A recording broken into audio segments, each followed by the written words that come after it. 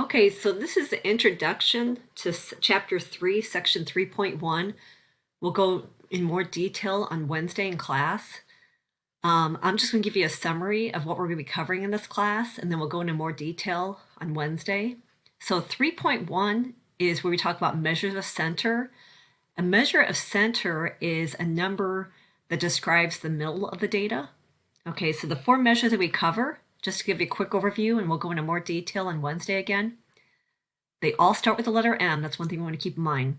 The first one is a mean. The mean is what most people think of as the average. You add them up and divide by how many you have.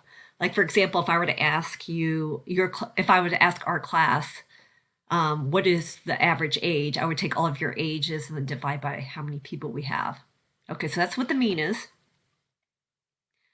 The median is the middle number. So how you find the median is you first should put your data in lowest to highest. So you put them in order from lowest to highest. And then you pick the one right in the middle. So think median, middle, okay? Mode is the most frequent. So if we have, let's say in our class, we have the most common age is 19, that would be our mode.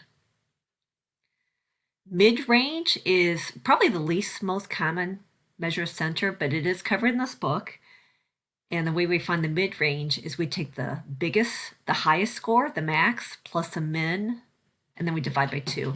So again, we'll go over these in more detail on Thursday, but I just want to give you a quick overview of these four. So mean is like what we think of as the average. Median is like the middle number. Mode is most frequent. And mid-range is the biggest plus the smallest divided by 2. Again, we'll go over this a little bit more on Wednesday, so make sure you have your handouts and your calculator ready. Okay, see you Wednesday.